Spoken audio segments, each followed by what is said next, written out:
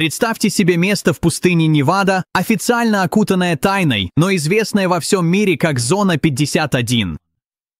Пока весь мир строит догадки, посвященные знают это место под его настоящими названиями – Грум-Лейк или аэропорт Хоуми. Основанный в 1955 году, этот засекреченный объект США. Военно-воздушные силы создали его для сверхсекретных испытаний высотных разведывательных самолетов, таких как Lockheed U-2. Здесь, под палящим солнцем Невады, истории о внеземных откровениях меркнут на фоне реальных достижений в области авиации и разведывательных технологий. Всего в 83 милях от Лас-Вегаса база скрыта за несколькими уровнями охраны, высокими заборами, бдительными камерами и патрулями, обеспечивающими безопасность страны. Люди строят самые дикие догадки из-за ее секретности, не из-за подтвержденных расследований об инопланетянах, а из-за экспериментальных самолетов, рассекающих небо над базой, достигая головокружительных высот и скоростей. Однако именно эта секретность позволяет окружающим городкам, таким как Ранч, процветать на историях об инопланетянах, привлекая туристов на так называемое «внеземное шоссе». Правительство хранило молчание о самом существовании Грум-Лейк до 2013 года, когда рассекреченные документы ЦРУ наконец-то признали для общественности то, что давно было очевидно. Это раскрытие только еще больше разожгло воображение людей, хотя ни одно подтверждение так и не подтвердило мифы о присутствии инопланетян. Тем не менее, то, что происходит за этими воротами, по-прежнему остается захватывающей историей о технологическом мастерстве и тайне. По мере того, как мы снимаем все новые слои, исторические основы секретности создают почву для интригующих откровений, которые еще только предстоит раскрыть.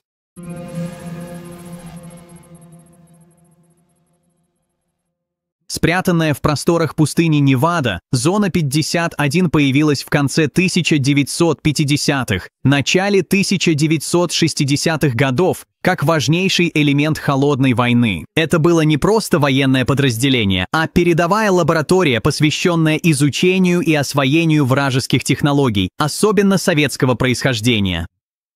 К февралю 1962 года в этот скрытый оплот был введен засекреченный проект Oxcart с самолетом А-12. Здесь пилоты отправлялись на сверхсекретные разведывательные миссии. Они были облачены в герметичные костюмы, предназначенные для выживания на большой высоте. Эти миссии имели стратегическое значение, способное изменить баланс сил в глобальном противостоянии. Целью было господство не только в небе, но и на сложной шахматной доске геополитического влияния.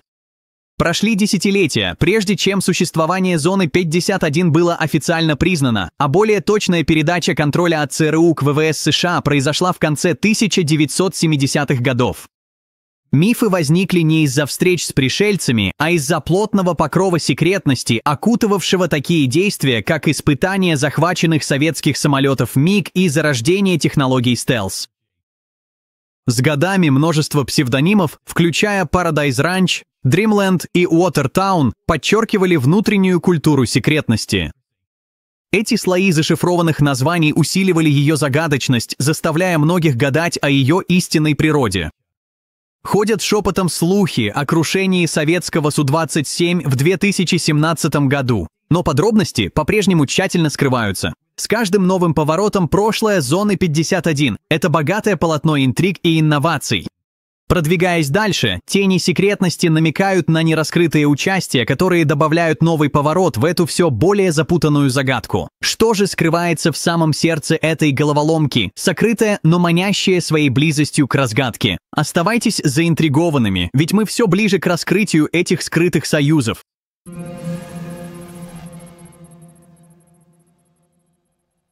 Хотя роль НАСА в тайнах Зоны 51 была предметом множества спекуляций, фактические связи между НАСА и этим секретным объектом остаются слабыми.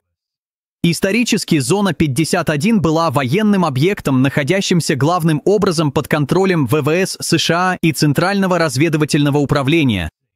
Она известна своей ролью в разработке стелс и разведывательных самолетов, таких как Ю-2 и F-117, а не космических аппаратов. Однако в мире теорий заговора границы часто размываются, и рассказы о причастности НАСА способны захватить воображение. Тем не менее, некоторые любопытные случаи действительно существуют, например, инцидент с астронавтами Skylab в 70-х годах, когда они случайно сфотографировали эту территорию, вызвав опасения по поводу анонимности базы с орбиты. Однако это не указывает на какое-либо оперативное сотрудничество с проектами Зоны 51. Зрелищные истории о том, как НАСА совместно создавала аппараты, способные безупречно перемещаться между земным небом и космическими просторами, больше похожи на вымысел, чем на реальность. Стелс-технологии, оттачиваемые на этой базе, были ориентированы на работу в атмосфере и точное ведение разведки. Созданы военными умами и оборонными подрядчиками, а не НАСА. Как бы ни была захватывающей идея гибридных аэрокосмических чудес, она принадлежит миру мифов. В Зоне 51 уже давно сосредоточены на оттачивании военного превосходства через воздушное мастерство, занятие, отличное от космических устремлений НАСА. Тем не менее, мечтатели продолжают плести истории, дразнящие воображение, проводя невидимые линии между освоением космоса и военной тайной. Но что, если у Зоны 51 есть и другие, еще не раскрытые стороны, способных поразить даже самых скептически настроенных? Эта загадка обещает раскрыть еще один слой неожиданных откровений.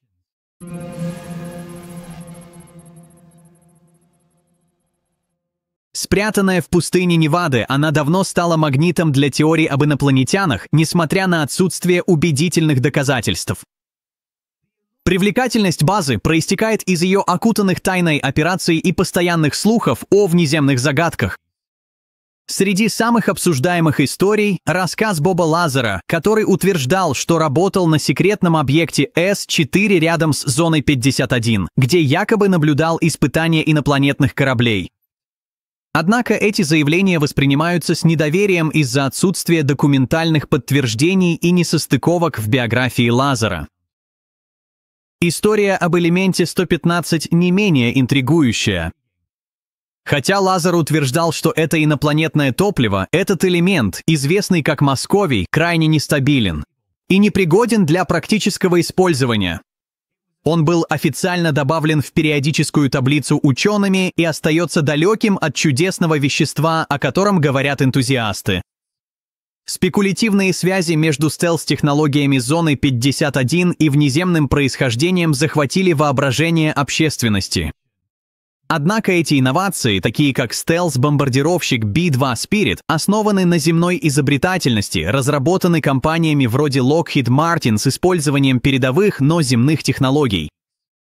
Секретность этих проектов, хотя и подогревает любопытство, не подтверждает сотрудничество с инопланетянами. Городские легенды о секретных договорах между правительствами и инопланетянами добавляют еще один слой интриги. Эти вымышленные истории обожаемы сторонниками теорий заговора, но не имеют никаких проверяемых доказательств или поддержки со стороны авторитетных источников. Несмотря на их неправдоподобность, они продолжают существовать в поп-культуре, подпитывая ненасытную жажду загадок. По мере того, как мы приоткрываем завесу, становится крайне важно отличать факты от домыслов. То, что на самом деле происходит внутри Зоны 51, остается тщательно охраняемой тайной, скрытой под слоями бюрократического молчания. Может быть, в этой истории есть нечто большее, что отзывается в упорстве поразительных аэрокосмических проектов, скрытых от глаз общественности? Поиск истины продолжается, приглашая к дальнейшему исследованию неизвестных тайн, скрытых в этих легендарных пределах.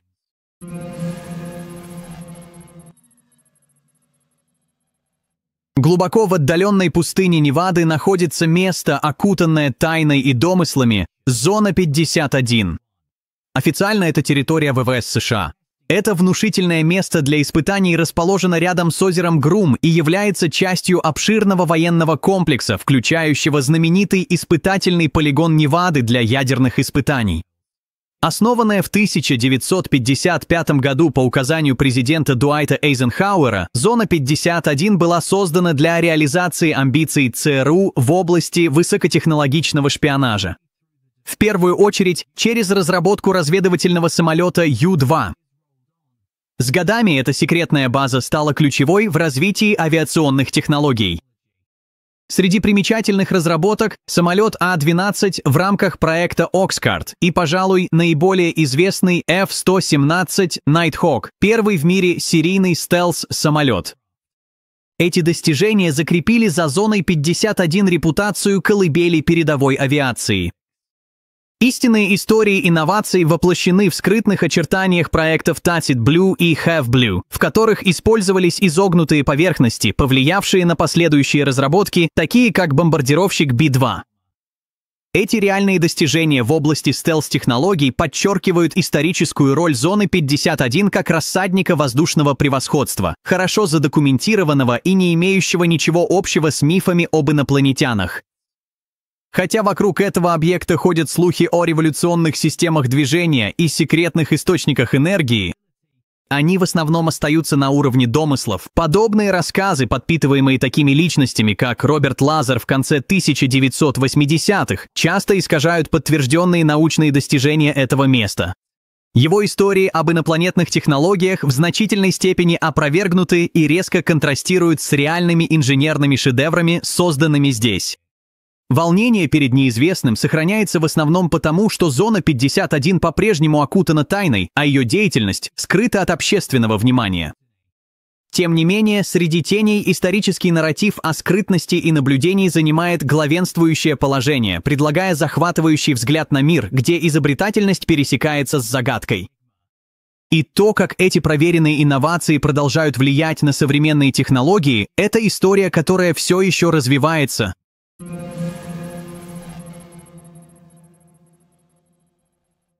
Иногда из теневого мира Зоны 51 доносятся голоса, предлагающие проблески, хоть и тщательно скрытые тайной в ее загадочной операции. Хотя имена и конкретные роли часто остаются засекреченными, общие истории, рассказанные инсайдерами, рисуют картину интенсивных инноваций и напряженной военной работы. Свидетельства тех, кто был вовлечен в программы скрытности, намекают на неустанное стремление к совершенству в технологиях авиации. Например, разработка материалов, отклоняющих радиолокационные волны, и малозаметных летательных аппаратов, таких как A-12, требовала кропотливых испытаний и самоотверженных усилий.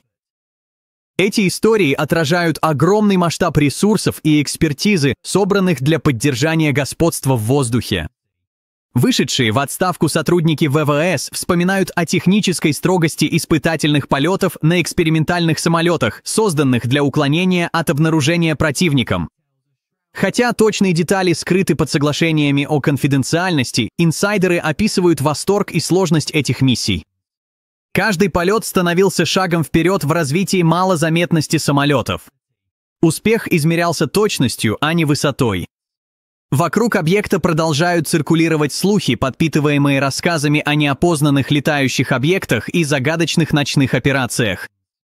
Хотя эти истории захватывающие, они остаются предположениями, не подкрепленными убедительными доказательствами. Они сохраняются из-за культурного интереса к Зоне 51, а не благодаря подтвержденным свидетельствам от надежных источников. Хотя многое о Зоне 51 по-прежнему засекречено, эти инсайдерские фрагменты намекают на огромный масштаб разработок внутри ее периметра. Есть ли еще что-то, что можно раскрыть под покровом секретности?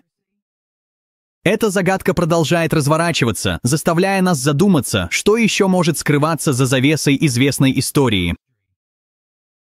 Когда появляются новые голоса, только время покажет, превратятся ли эти шепоты в откровения.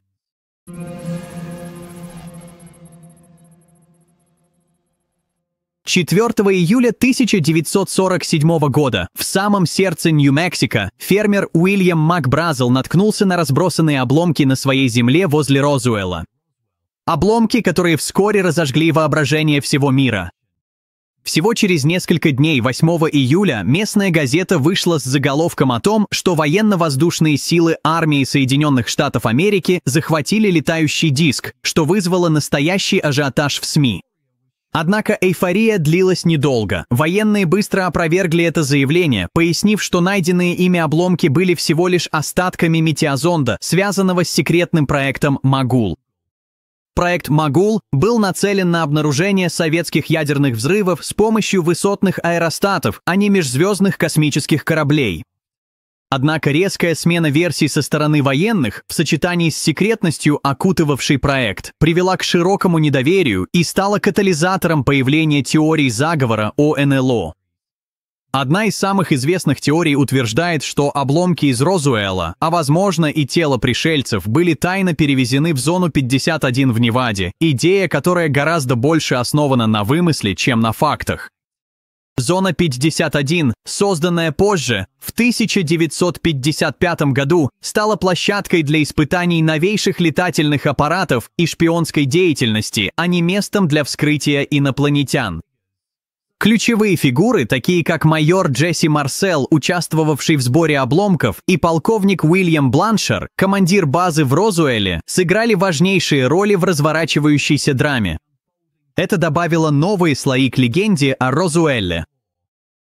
На фоне ажиотажа вокруг инцидента в Розуэлле по всей стране прокатилась волна сообщений о наблюдениях НЛО, вызванная докладом пилота Кеннета Арнольда о летающих объектах в июне 1947 года.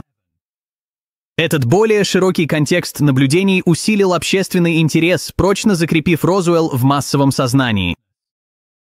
Хотя связь между Розуэллом и зоной 51 остается предметом спекуляций, их переплетенные легенды продолжают жить. Питая нашу нескончаемую жажду знаний о неизвестном, вопрос остается открытым. Могут ли в этих мифических повествованиях скрываться нити истины, ожидающие своего открытия в ходе нашего продолжающегося исследования темных глубин истории?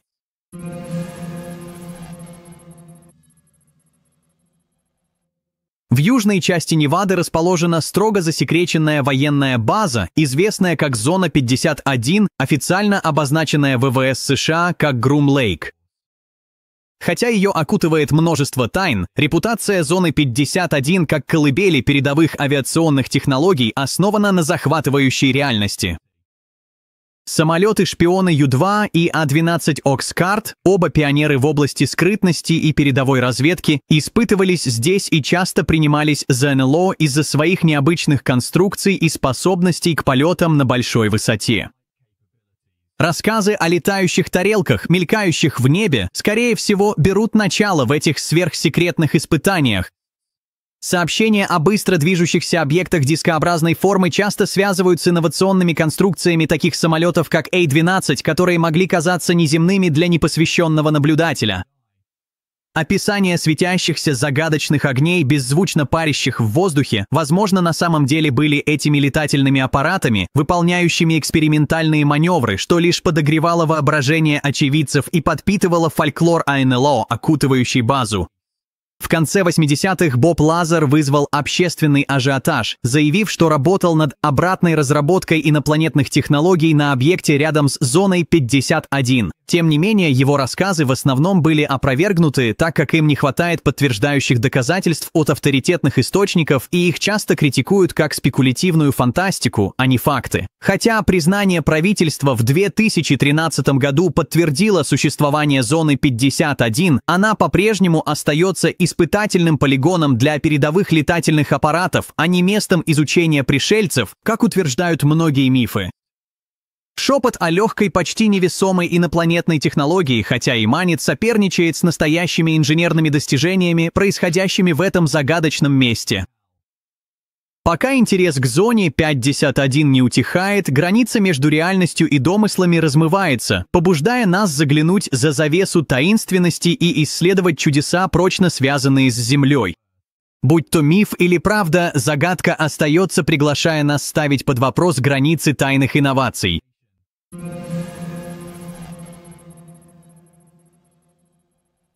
В самом сердце холодной войны взлетно-посадочная полоса, известная как Watertown Strip, а ныне более известная как Зона 51, служила оплотом секретности в пустыне Невады. Это место сыграло ключевую роль не только в авиационных прорывах, но и стало центром для оценки вражеских технологий и противодействия советским достижениям. Она стала испытательным полигоном для легендарных летательных аппаратов, от стремительного разведывательного самолета Ю-2 до А-12 Окскарт. Это чудо техники было создано, чтобы рассекать враждебное небо с непревзойденной скоростью и скрытностью. А-12, предшественник знаменитого SR-71 Blackbird, разрабатывался под покровом секретности в подразделении Lockheed Skunk Works. Созданный для секретных разведывательных миссий, А-12 поднимался на такие высоты, где его не мог засечь радар, выполняя свою задачу по сбору разведданных, не попадая под удар вражеской обороны. Эти полеты были не просто инженерными достижениями, а стратегическими шагами по предотвращению ядерного конфликта и поддержанию глобального баланса сил. Помимо самолетов, Зона 51 была тайным центром по воспроизведению и изучению советских радиолокационных и оборонительных систем. Вблизи, на озере Слейтер, ученые создали имитационную среду с советскими радарами, такими как Барлок. Эта инициатива была крайне важна для разработки контрстратегий и укрепления превосходства США в воздухе. Интересно, что пока база была сосредоточена на испытаниях и уклонении от вражеских технологий, американские стратеги также учитывали слежку со стороны советских спутников. Тщательно отслеживая орбиты спутников, техники обеспечивали, чтобы секретные проекты оставались вне поля зрения, часто укрывая их в ангарах во время пролета спутников над базой. Когда последний командир от ЦРУ Сэм Митчелл передал управление ВВС США в 1979 году. История Зоны 51 продолжала развиваться. Это рассказ, пронизанный инновациями, тайной и призраком шпионажа. Погружаясь глубже в эту загадочную зону, мы раскрываем слои интриги и неустанное стремление к совершенству, которые определили эпоху, окутанную тайными операциями. И когда история шепчет сквозь эти секретные программы, мы открываем для себя выдающиеся разработки и смелые стратегии, зародившиеся в этой пустынной загадке, оставляя нам повод задуматься о невидимых главах, которым еще предстоит открыться.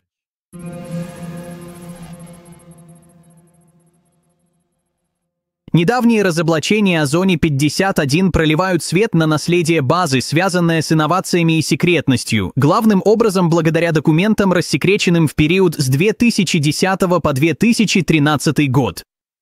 Эти сведения приоткрывают завесу над такими проектами, как Aqualine, закрытая инициатива, целью которой было создание дронов, имитирующих птиц для скрытой разведки.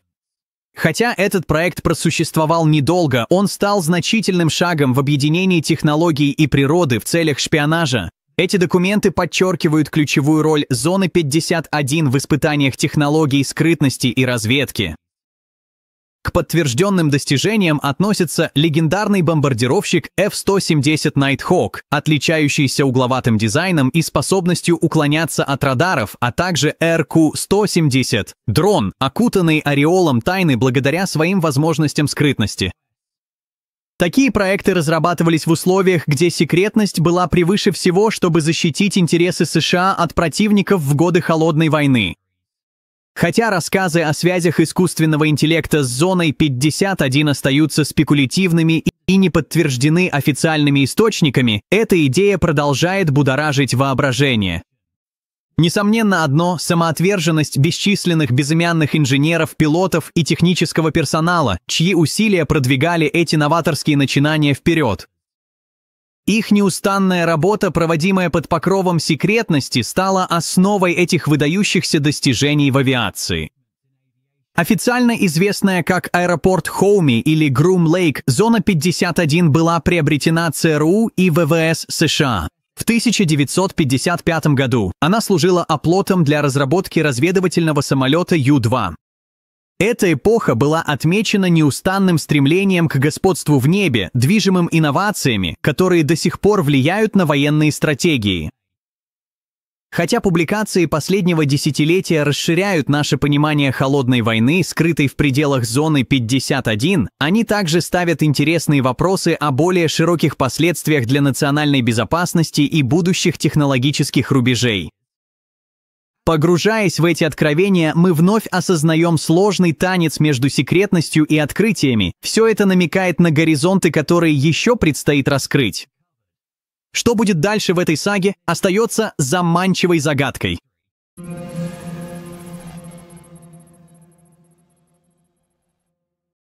Загадочная притягательность зоны 51 задолго до бума научной фантастики 1980-х, уходя корнями в рассказы с конца 1940-х и 1950-х, разжигая воображение людей. Эта секретная база в Неваде стала центром теорий НЛО после печально известного инцидента в Розуэле в 1947 году, а также получила дополнительный импульс с началом проекта «Голубая книга». 1952 год. К середине 80-х загадочная фигура Боба Лазара появилась, вдохнув новую жизнь в рассказы об инопланетянах. Он утверждал, что занимался обратным инжинирингом внеземных летательных аппаратов на секретном объекте рядом с зоной 51. Его истории привлекли внимание СМИ, став центром теорий заговора, несмотря на отсутствие убедительных доказательств. Эпоха сенсационных рассказов была подкреплена тем, что Голливуд охотно подхватил внеземные темы в таких фильмах, как «День независимости» и «Секретные материалы», окончательно закрепив за зоной 51 статус тайного символа в массовой культуре. Феномен достиг нового пика в 2019 году благодаря мему «Штурм зоны 51», придуманному Мэтти Робертсом. Изначально шуточная интернет-идея, она привлекла в Неваду множество энтузиастов, организовавших 2 музыкальных фестиваля и собравших около 150 развеселенных посетителей у входов на базу. В отличие от вирусного ажиотажа в сети, реального штурма так и не произошло, что стало примером игривого протеста, пронизанного юмором цифровой эпохи. За мифами зона 51 играла ключевую роль для США. Военные инновации здесь развивались с 1950-х годов, и база стала основой для таких проектов, как разведывательный самолет У-2, прочно вписавшись в историю авиации. Несмотря на десятилетия секретности, множество рассекреченных документов таких агентств, как ЦРУ, пролили свет на технологические достижения этого объекта, уравновешивая сенсационные заголовки реальными фактами. Посвященная журналистика продолжает сокращать разрыв между мифом и реальностью, постепенно снимая покров тайны с этого культового места. По мере того, как освещение в СМИ меняется, зона 51 остается манящим сплетением загадки и открытий. Дразня аудиторию шепотом о неизвестном, но при этом твердо опираясь на свое наследие инноваций, дихотомия, которая, несомненно, будет и дальше интриговать и завораживать будущие поколения.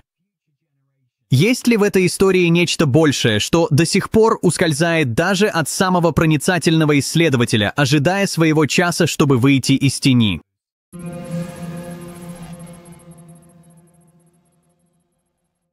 С 1955 года зона 51, расположенная в пустыне Невада, действует под покровом тайны, формируя свою загадочную репутацию, которая оставалась непризнанной правительством США до 2013 года.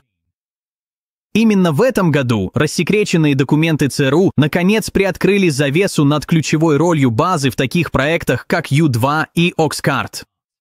Впервые публично признав ее существование, вокруг 2025 года начинают циркулировать слухи о возможных частичных раскрытиях секретов зоны 51. Это намекает на то, что может произойти, поскольку бывшие сотрудники и журналисты-расследователи требуют прозрачности.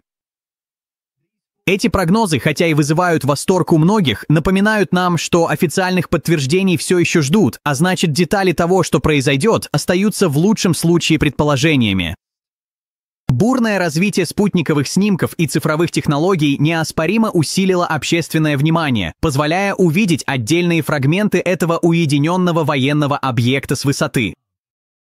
Несмотря на эти достижения, определенные аспекты остаются скрытыми, защищенными многочисленными уровнями безопасности, включая датчики движения и ограничения на полеты, что свидетельствует о продолжающейся стратегической значимости объекта. Усилия, предпринятые с помощью запросов по закону о свободе информации и разоблачении информаторов, постепенно приоткрыли завесу над некоторыми аспектами истории зоны 51, как это было видно на недавних слушаниях в Конгрессе США. Тем не менее, хотя некоторые ветераны рассказывают истории об изменениях ДНК во время своей службы, эти утверждения остаются предположениями и не имеют строгого научного подтверждения. Ожидание новых разоблачений продолжает захватывать воображение. Устойчивость слухов и притягательность возможных будущих раскрытий намекают на то, что могут существовать более глубокие истины, ожидающие своего появления. Могут ли секреты, скрытые в этих легендарных границах, изменить наше понимание военной стратегии и технологического прогресса? Или же существует более широкая загадка, все еще скрытая, ожидающая своего раскрытия? Только время покажет, приведет ли путь к раскрытию нас ближе к охраняемому сердцу тайн Зоны 51.